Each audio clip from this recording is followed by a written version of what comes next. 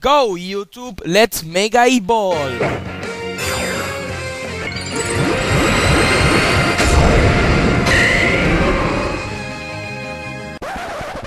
Oh no.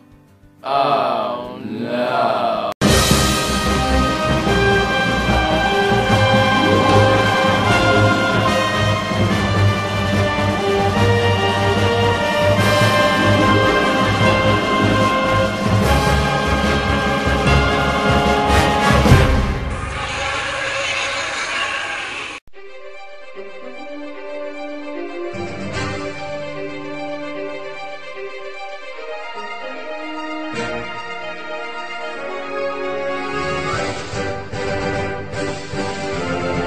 Pokémon X and Y.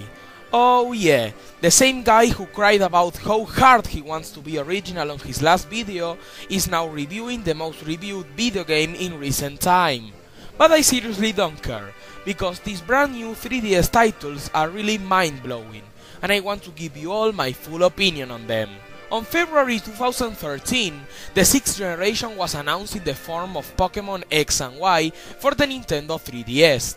A lot of innovative new inclusions were introduced into the formula that created a lot of hype, including a whole 3D environment for the first time in a main Pokémon title, the brand new Fairy type, and the epic Mega Evolutions. Did these innovations hold up to all that hype? Well, watch my review today and you will hear about my own opinion. Let me get something out of the way before we start. Pokémon X and Y did not manage to surpass Black and White 1 and 2 as my favorite Pokémon game / generation, as I was expecting. Yeah, I was disappointed in some stuff, but that doesn't change the fact that I think that the 6th generation of Pokémon started in an amazing way.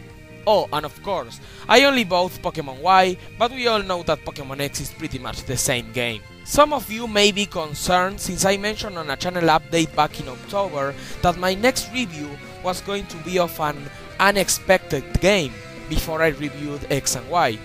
Well, I am still gonna make a video about that game, don't worry, I just wanted to review these ones first. So let's not be like slowpoke and lose any more time. It's time to begin my review of Pokémon X and Y.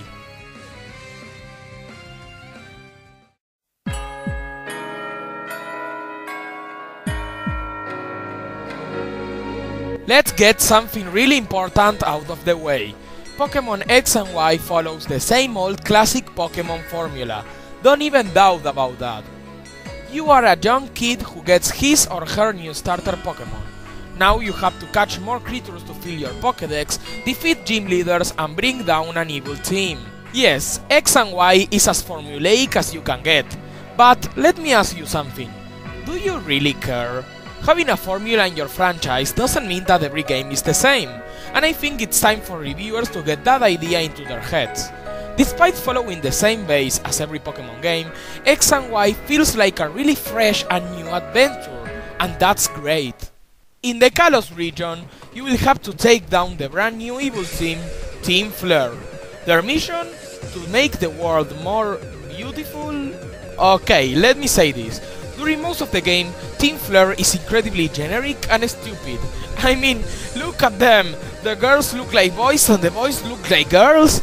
Everything is so confusing! But I still think they may have one of the best battle themes in the game. So catchy!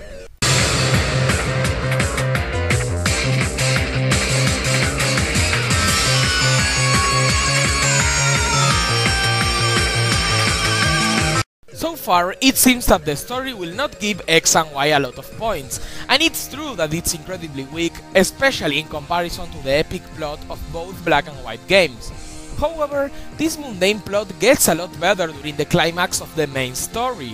I will not spoil anything, but I will admit that it really gets more interesting and darker with time. There is one specific cutscene that almost made me cry. If you already played this game, you will know which one. Oh, and a special mention to a hidden side quest in the post-game, which has a side story that is way better than the main plot of the game. Before we move on, I also want to mention the secondary characters, like the rivals, the professor, or the gym leaders. They are all incredibly likable, unique, and filled with personality. Overall, the story of Pokémon X and Y is nothing too special, but it makes up for that in the climax, the post-game side quest, and the secondary characters. I mean, at least it's better than those silly guys over at Team Magma and Team Aqua in the 3rd generation. Wait a moment, Team Aqua? Where do I sign up?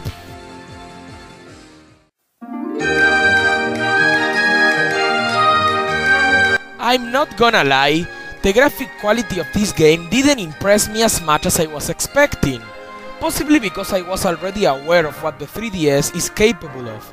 Having said that, I must admit that this is possibly the best looking Pokémon game to date. As you would expect, this 3D environment is made after cartoon graphics.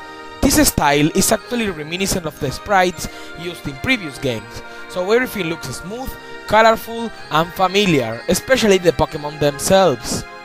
Every location in X and Y looks majestic, especially places like Lumiose City or Anistar City.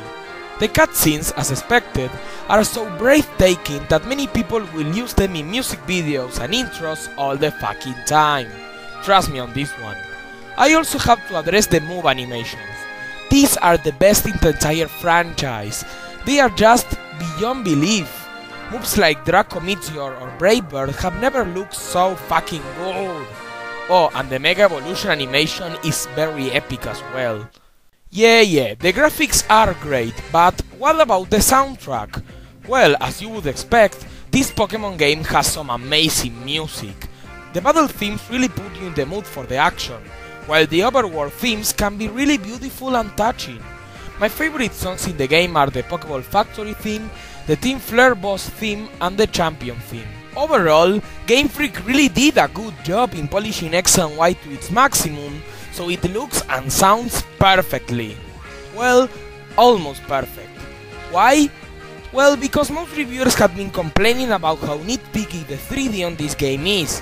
I mean, it only works in specific places, mostly on battles. But to be honest, I care about the 3D on the 3DS as much as I care for my school marks, so I won't take many points for that. But what about the Pokémon themselves? How do they look?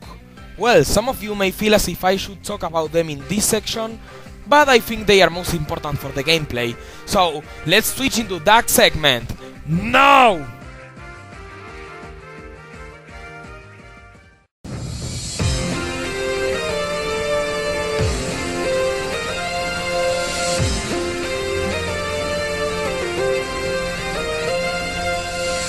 First of all, let me clear up something. I will not explain the basics of a Pokémon game. I mean, everybody knows about how this series plays and feels. Have you been living under a rock for the past 10 years? Heck, even if I wanted to explain it, I just couldn't do it because of how massive the gameplay for Pokémon is. So, forgive me on this one. So, rather than talking about the main aspects of the gameplay, I will explain the new additions that make X and Y so unique. First of all, the new Pokémon introduced in Kalos. Here is where I find the biggest flaw in X and Y. Why? Because this region only has 69 new Pokémon. Yeah, I'm not making this up. That's the ridiculous amount of creatures that Game Freak created for the 6th generation. Sinnoh had 107 new Pokémon, Unova had 156, but Kalos has only 69. This number is downright insulting for the fans. Not only that, but most of the Pokémon in Kalos have unused potential for evolutions, like Heliolisk, Carving, Klefki, or freaking Holucha. It just pisses me off! I'm sorry, I'm having a real hard time understanding you. Here's someone who better speaks your language.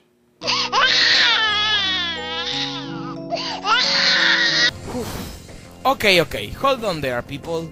The fact that I am pissed off because of this doesn't mean that I don't understand why things are like that.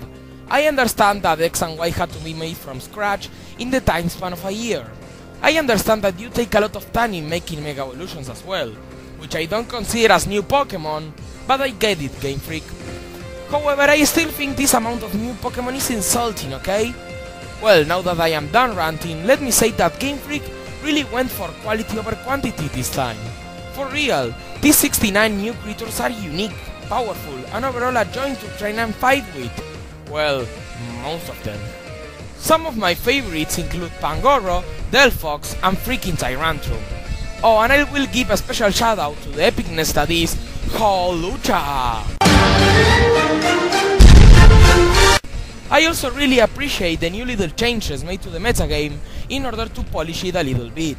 For example, now the Steel type no longer resists Ghost or Dark type moves, and minor stuff like that. However, there is one big change in the game mechanics introduced in Pokémon X and Y, the addition of the brand new Fairy type. I personally don't care for most fairy Pokémon, they are just not my style, but I really like what Game Freak is doing here. I mean, the last time a new type was introduced was over 10 years ago, back in Gen 2. This is one of the many things from X and Y that changed the way we play Pokémon, and that managed to balance the combat a little more. Now let's dive into the other new mechanics, starting off with Pokémon Ami and Super Training. The first one is kind of a Tamagotchi / Nintendox hybrid in which you can feed and play with your Pokémon.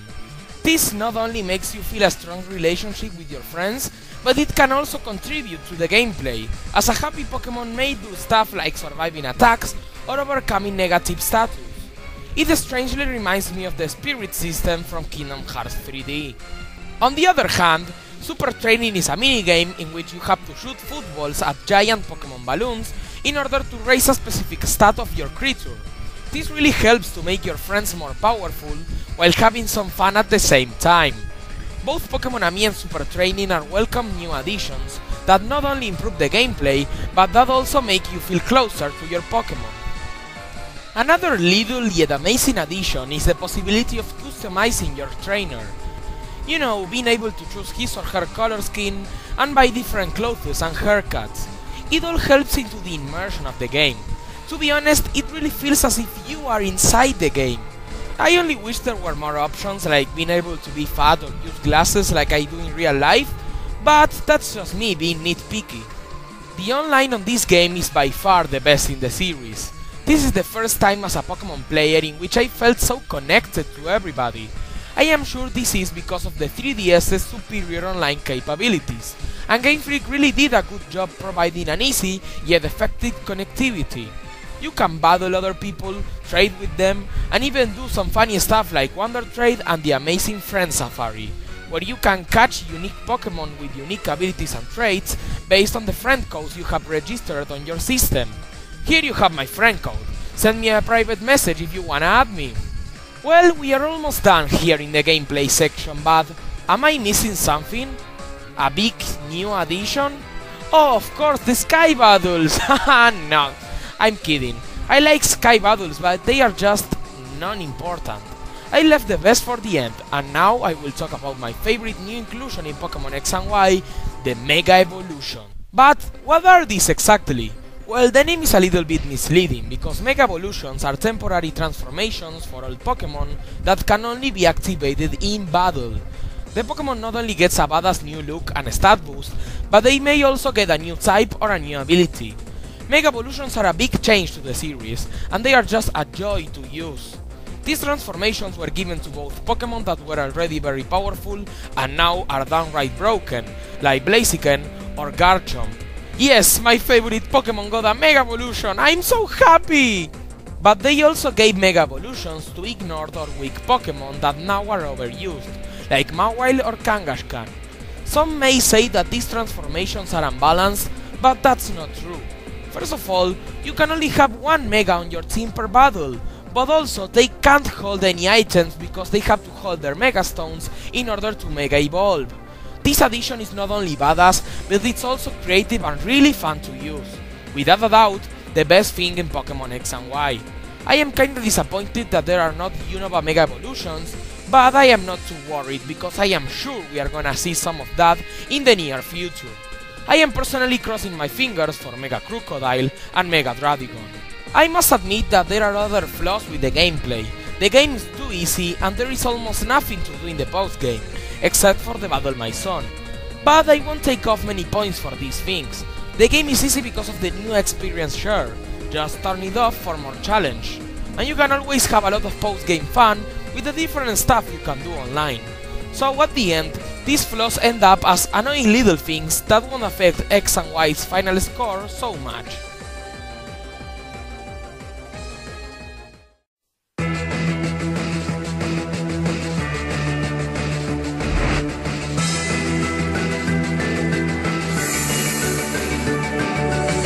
So, the 6th generation of Pokémon has started off with a game in which you can finally have a Dragon-type Charizard. A game with a Key Ring Pokémon. My Klefki is named Keyblade. And a game with only 3 legendaries? What?! And holy shit! We'll always love you! I can't believe you did this to me! God damn it! How could you do this to me? But despite all of these tiny annoyances, Pokémon X and Y is still an excellent way to begin with Gen 6, and I really fell in love with this portable title. An amazing and polished gameplay, unique new Pokémon, excellent online connectivity with lots of stuff to do with other players, and freaking mega evolutions. With all of this, I seriously recommend this title to everybody, even if they never played this classic series. Well, yeah, there are some minor flaws. The game is incredibly easy, the story is really bland until the end, and well, 69 Pokémon. But I can get past all of this if the rest of the game is addictive and really fun. Also, there are rumors that Game Freak may include a new section to Kalos' Pokédex in Pokémon Z. I don't wanna get too hyped, but I will keep my fingers crossed. Originally, I wanted to give Pokémon X and Y an 8.5 out of 10. But I just had so much fun with this game that I realized it deserved a higher number. So my final score for this game is a 9 out of 10. And if I had to choose one word to describe it, that would be addictive. Wait, let me arrange that. Mega addictive. That's a lot better. This word may sound weird, but Kalos is such a beautiful place and there is so much entertaining stuff to do that you will not be able to put this game down. Even if it didn't manage to become my favorite Pokémon generation, I still think they did a damn good job with this one, and it's definitely my second favorite. I am ObsidiusFan. See you guys next time. Oh, and let's hope this video doesn't get any copyright claim from YouTube.